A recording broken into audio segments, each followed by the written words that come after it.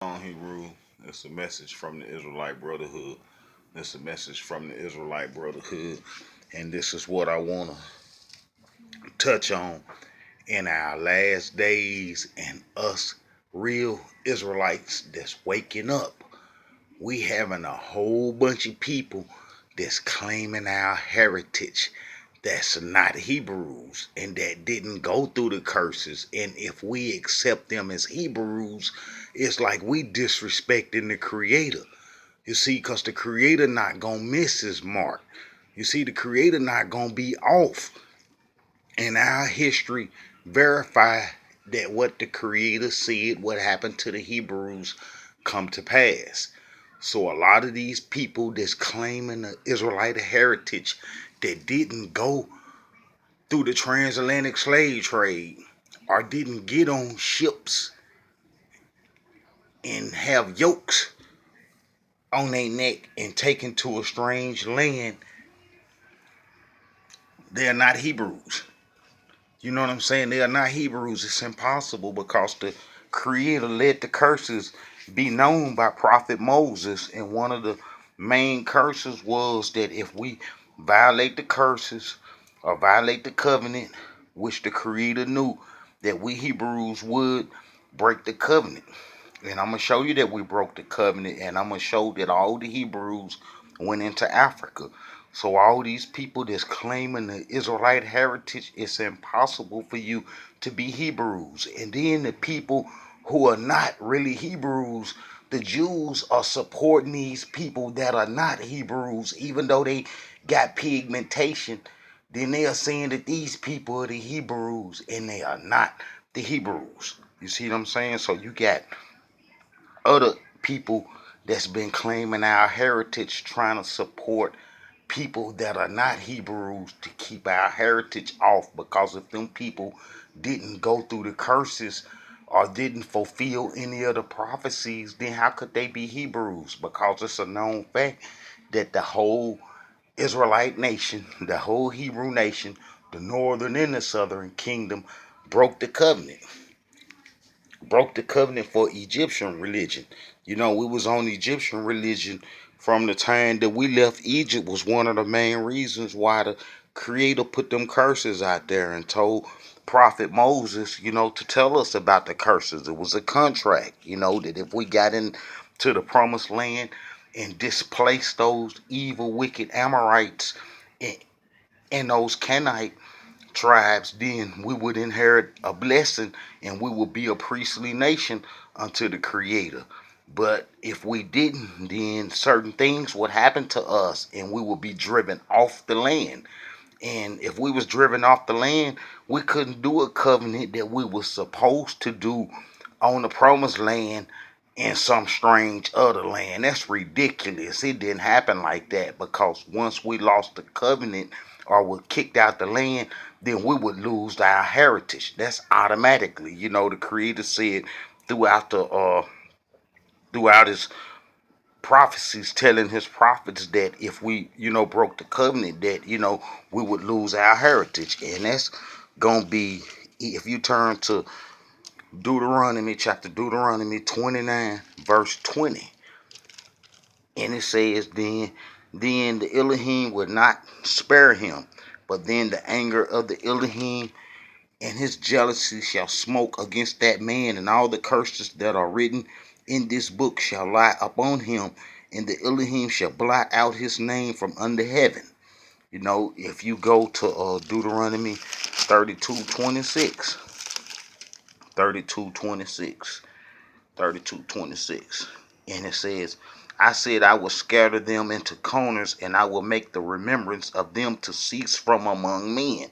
So it's going to have to be some people that didn't know that they was Hebrews, shipped to a strange land, and then were yoked and took into Egypt. It's a known fact that America's symbol is, they got Egyptian symbolism intertwined into this American architect, and the buildings, and that, that this country highly favor Egypt, even in its Masonic lodges. They show Egyptian symbols and so forth. So, the Creator said that the people that broke the covenant, the Israelites, that if they broke the covenant, then he would send them to Egypt in ships. And it's a known fact that the obelisk that we was enslaved with in Moses' time in Egypt is in Central Park. Its name is called the Cleopatra Needle.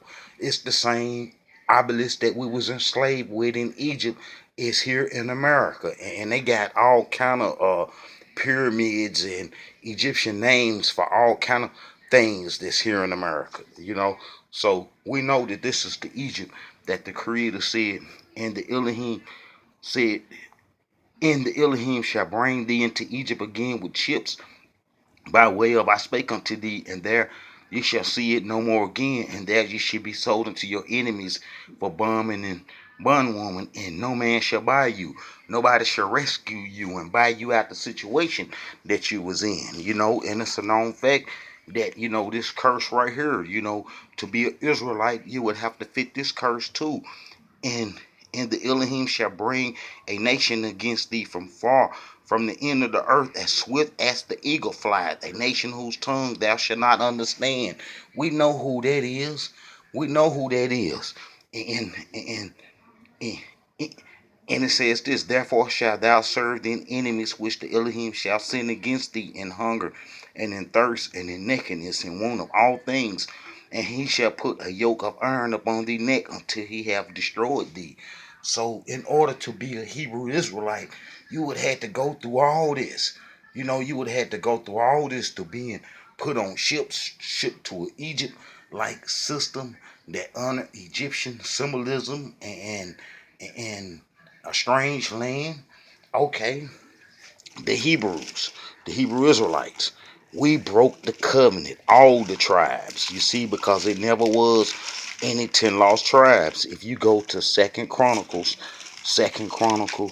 chapter 30, this is under King Hezekiah. This is under King Hezekiah. This is going to be 7 years after the so-called Assyrian captivity. And if you read Second Chronicles chapter 30, you will see that Hezekiah had everybody at home. And this is in 715 BC. And Hezekiah sent to all Israel and Judah and wrote letters to Ephraim and Manasseh that they should come to the house of the Elohim at Jerusalem to keep the Passover. And as you read down, here says, when you get down to verse 6, so the post went with the letters from the king and his princes throughout all Israel and Judah, according to the commandment of the king, saying, ye children of Israel, turn again unto the Elohim Yah of Abraham, Isaac, and Israel, and he will return to the remain of you that are escaped out of the hands of the king of Assyria. And then as you read down, he'll mention the tribes. So the post went from city to city through the country of Ephraim, Manasseh, and Zebulun. All right, and then if you read down to verse 11, 30, verse 11, nevertheless, the verse of Asher and Manasseh and Zebulun humbled themselves and came to Jerusalem.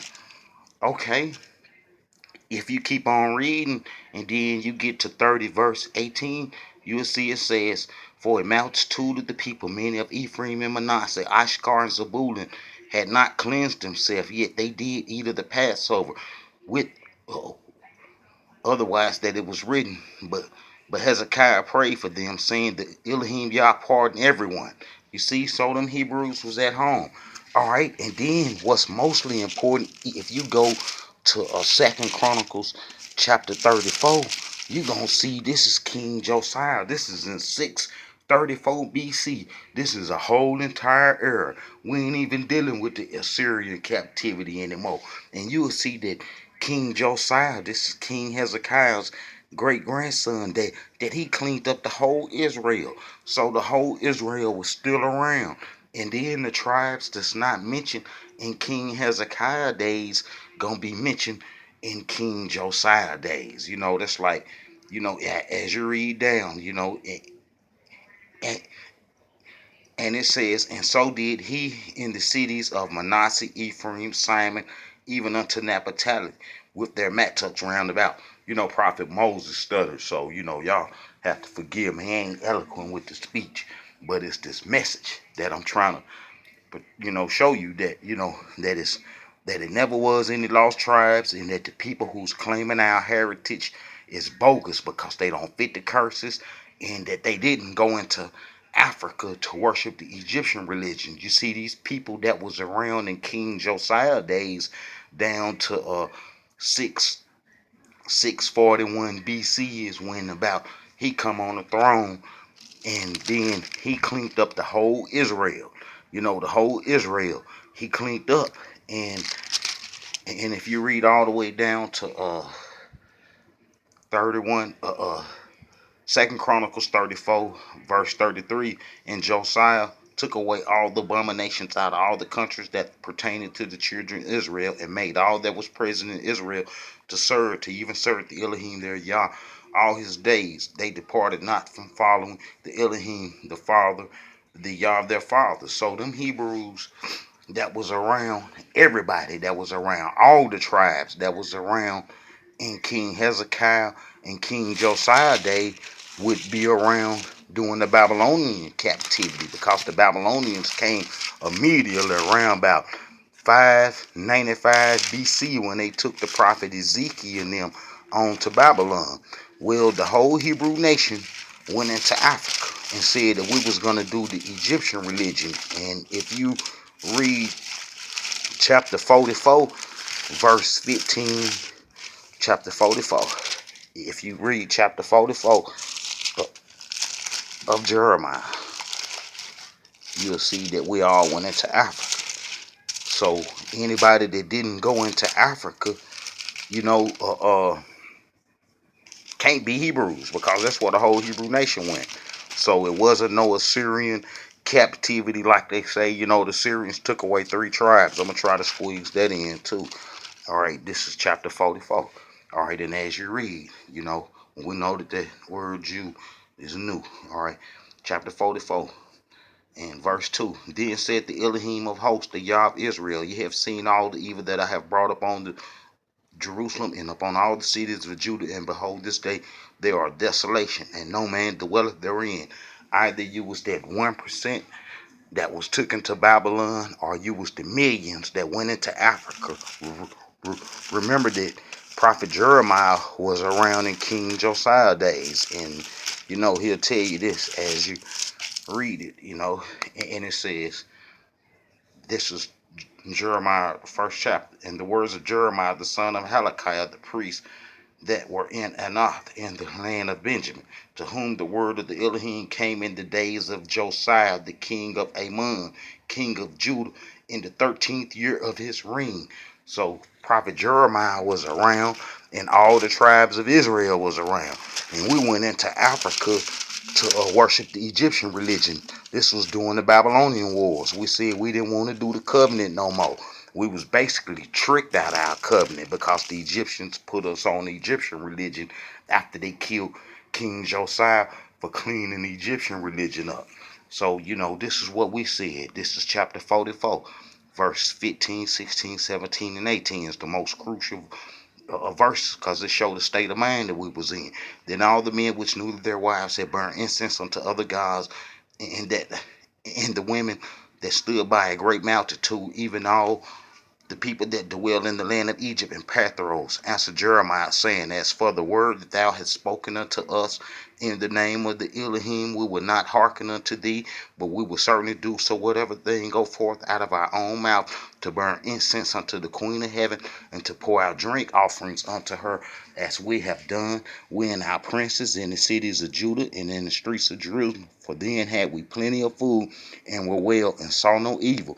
But since we left off to burn incense unto the Queen of Heaven, we have wanted all things, and have been consumed by the sword and by famine. So we said because we wasn't doing the Egyptian religion was the reason why the Babylonians was burning up the land and chasing us into Africa. And that's where all the tribes went, because everybody from King Josiah time was around in Prophet Jeremiah time. The only reason that we wasn't using our tribal names no more is because we was up off our lot. Well, okay, this is how the people that come to claim our heritage that's not Hebrews. See, during the Assyrian times, they placed some Babylonian scribes in, in our land, some people that wrote books and responsible for the whole history of Babylon. You see that name, Sepharvim? You see that name, Sepharvim? That's the Hebrew word for Sephardi, Sephardic, and Sepharadim. They was Babylonian scribes, and they wrote books, and they're responsible for the whole Babylonian history of all its gods. Marduk, Norjal, and you know what I'm saying? And they worship the moon, the god sin, and everything. Well, those people was placed in our land in 722 BC in Second Kings. Second Kings chapter 17, verse 24. I almost turned to it. All right. And the king of Assyria brought men from Babylon and from Cuddar and from Abel and from Sepharvaim and placed them in the cities of Samaria instead of the children of Israel, and they possessed Samaria and dwelt in the cities thereof. Well, those people was going, they started to embrace our heritage. And as you read, it says, so they feared the Elohim and made unto themselves the lords of them priests of the high places, which sacrificed to them in the houses of the high places. So they was, trying to worship and do what, the northern kingdom was doing, and they was there during King Hezekiah time. If you go to Second Chronicles chapter 25, verse 25, you're gonna see that it says that the strangers that come out of Israel, this was during the Passover dinner, and King Hezekiah told everybody to come to the Passover dinner at Jerusalem. He didn't care who you was. He wanted everybody to come worship. And then as you read this, it and it says this is in 715 BC. This is 7 years after the Sepharvims was placed. And all the congregation of Judah, with the priests and the Levites, and all the congregation that come out of Israel, and the strangers that come out of Israel, and that dwelt in Judah rejoice. You see, it says, and the strangers that come out of the land of Israel, that's going to be those people that was placed in Samaria by the kings of Assyria in 722 BC. They're called the Sepharvims. You know what I'm saying? Those are the Sephardi Jews. They are the oldest uh, uh, Jews are people that's claiming our heritage. And when we went into Africa in the book of Jeremiah, we left everything to them. We left our books and everything to them because we wanted to do Egyptian religion. And then that 1% that was taken to Babylon, that's the book of, you know what I'm saying? When they come back home, that's the book of Ezra, Nehemiah, Haggai, Zechariah, and Malachi. Those 5 prophets from 538 BC to 430 BC. The book of Malachi gonna be the last book. Show you how that 1% sin, and it also showed that the people that went into Africa to worship the Egyptian religion, the 99%, the millions, never come back home to be reunited with them after the after the after the Babylonians were defeated, that we didn't come back to be reunited with the exiles that come home when the Persians freed them. That we didn't come out of Africa, the ones that said we wanted to worship the Queen of Heaven religion.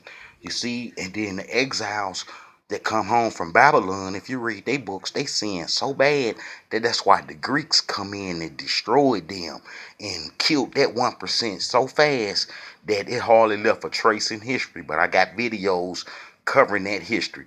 Okay, them Babylonian scribes start writing books and start writing history. You see, start writing history. And that's the history that a whole lot of you Hebrews present. And then they was merchants from way back in the Babylonian days. And they had people all in Africa. They're called the Randanites. They had people all in Africa and all in Europe and in India and China. They had people everywhere.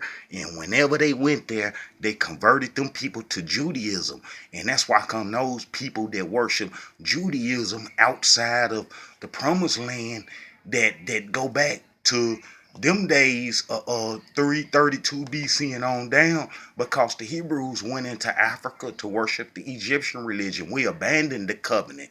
So you shouldn't see no Hebrews nowhere worshiping the covenant, that's real. And those fakes are gonna be the ones that practice Judaism and follow the laws that was given to those people that embraced our heritage and that learned our culture from being placed in our land. Those Sephardics, the Sephardims. You see what I'm saying? So then they converted a whole bunch of people everywhere, all over. You see what I'm saying? And those are the people that's claiming our heritage that they support as being real. You see, but we have to know our history and understand what's going on. They want to make everybody Hebrews so we don't have no control of our heritage and our identity or us coming into our heritage. You see, but we not going. This is a message from the Israelite Brotherhood, and all those other groups be teaching Jewish history. All those other Hebrew organizations be teaching Jewish history and they history off. They be talking about a Messiah, Jesus, that prayed in Her temple, Her Edomite temple. Those people from 70 AD were Edomites and they ran across North Africa, and some of them stayed in North Africa, and the Sephardims, and some of them went to Spain. And ain't no God's son gonna pray in no Her Edomite temple. And the Edomites been in control since 120 BC when John Heinekes converted all Edom to Judaism, and they become one. And Tigernus, the Armenian king, took 3,000 Jews from the promised land to Armenia in 50 BC, and not one of them was black. So you people in the New Testament is off, and that book is wicked. It's a 500-year difference between the Tanakh and New Testament history that started about at 100 AD. The Tanakh ends in 430 BC. It's a 500-year difference, and them Babylonian scribes, them people constructed that whole story. It's a whole bunch of Jesuses. So, everybody that's claiming our history, if you didn't go through the transatlantic slave trade, you can hang it up, because ain't nowhere in the world you could be Hebrews and make the creator prophecies and curses not real. If the creator say yoke and ship to Egypt, then ain't nowhere in the world that you can miss it. And them people that's talking about that Assyrian captivity, if you go to First Chronicles chapter 5, verse 18, you will see that the Hebrews, that the Syrians only took three tribes. So, Reuben, Gad, and Manasseh, those was the fighters. Let me see if I can. First Chronicles. All right, here it is. First Chronicles. See, in the